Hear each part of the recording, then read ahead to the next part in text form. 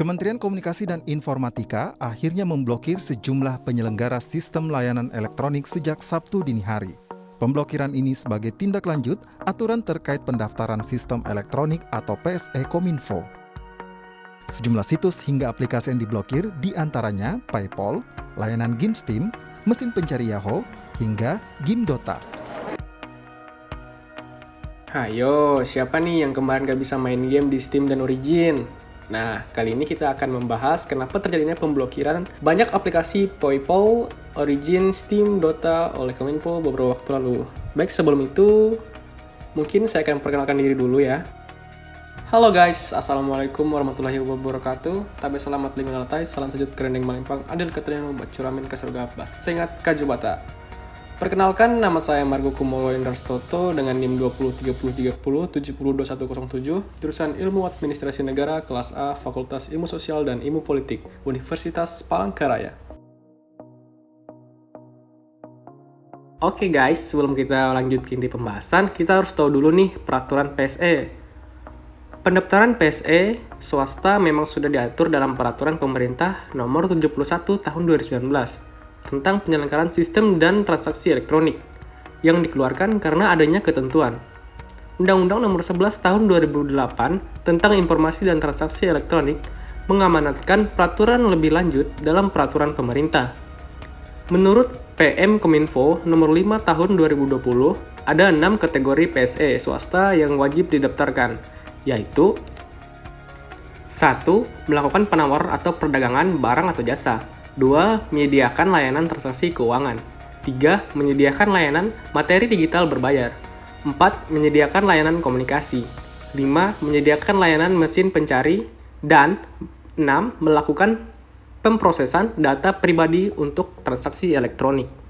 Di dalam buku The Network Society oleh Van Dijk, mendefinisikan makna masyarakat jaringan dalam memprediksi masa depan masyarakat jaringan. Kesimpulan pertama dari buku ini adalah bahwa masyarakat modern sedang dalam proses menjadi masyarakat jaringan.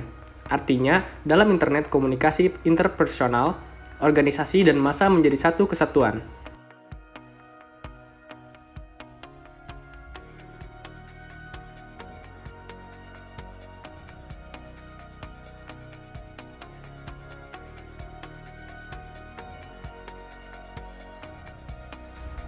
Media seperti internet secara bertahap menjadi lebih maju dan akan muncul sebagai media normal pada abad ke-21, yaitu ketika internet digunakan oleh sebagian besar populasi dan kepentingan ekonomi, bidang politik, dan budaya. Hal ini menegaskan bahwa kertas sebagai alat komunikasi akan ditiadakan, koran dan surat mulai berubah menjadi media kuno untuk menyebarkan informasi. Menurut Kastel, jejaring adalah morfologi sosial baru dari masyarakat. Kastel mengatakan, jika Anda ingin mengetahui definisinya, dalam istilah yang konkret, masyarakat jejaring adalah sebuah masyarakat di mana kunci dari struktur sosial dan kegiatannya diatur oleh jejaring informasi yang diproses oleh alat elektronik. Jadi, ini bukan hanya tentang jejaringan atau jejaring sosial, karena jejaring sosial sudah menjadi suatu bentuk organisasi sosial yang sudah sangat tua.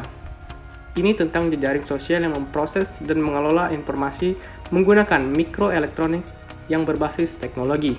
Difusi dari logika jejaring secara substansial memodifikasi operasi dan hasil dalam proses produksi, pengalaman, kekuasaan, dan budaya. Bagi Kastel, jejaring telah menjadi unit dasar dari masyarakat modern. Internet atau jejaring di zaman sekarang merupakan hal yang penting. Karena oleh hal itu internet, interpersonal, organisasi dan komunikasi massa menjadi satu kesatuan. Orang-orang menjadi terhubung satu sama lainnya dan memiliki akses informasi dan komunikasi dengan satu sama lainnya secara terus-menerus. Internet atau jejaring ini juga menjadi kunci dari struktur sosial dan kegiatan-kegiatannya. Diatur oleh jejaring informasi yang diproses oleh alat elektronik. Jadi, ini bukan hanya tentang jejaring atau jejaring sosial, karena jejaring sosial sudah menjadi suatu bentuk organisasi sosial yang sudah sangat tua. Ini tentang jejaring sosial yang memproses dan mengelola informasi menggunakan mikroelektronik yang berbasis teknologi. terutama dalam bidang ekonomi di mana kebanyakan orang di zaman sekarang menjadikan internet ataupun jejaring sebagai penghasilan mereka. Pemblokiran yang dilakukan terhadap aplikasi Yahoo, Epic Games, Steam, Dota, Counter-Strike, Xandr.com, Origin, dan PayPal menyulitkan dan merugikan banyak pihak, terutama para konten kreator. Karena dari aplikasi tersebut, para konten kreator mendapatkan konten dan menerima penghasilan.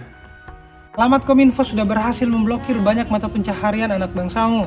Dengar-dengar Google Drive Classroom juga mau diblokir ya. Steam sebagai akses untuk gamers di kancah e-sport juga diblokir. Belum tahu ya kalau sempat ada perwakilan di Indonesia itu main di turnamen internasionalnya Dota. Bahkan kalau kita beli game di Steam itu kena pajak 10%. Ini kita mau diarahin buat nyari aplikasi bajakan gitu ya. Jadi kesimpulan dari pembahasan kita ini, pendaftaran sistem elektronik wajib dilakukan karena merupakan bentuk komitmen PSE dengan pemerintah untuk memberikan perlindungan pengguna internet. Kominfo berkomitmen untuk melindungi pengguna konsumen dan melindungi data pribadi pengguna. Melalui kewajiban pendaftaran PSE, diharapkan kendala yang sebelumnya terjadi di PSE dapat teratasi dan dapat dikurangi secara signifikan. Manfaat pendaftaran PSE adalah agar masyarakat dapat mengetahui informasi tentang penyelenggara dan sistem elektronik yang terdaftar serta meningkatkan kepercayaan masyarakat terhadap PSE dan kemudian masyarakat menjadi lebih cerdas dan berhati-hati dalam bertransaksi.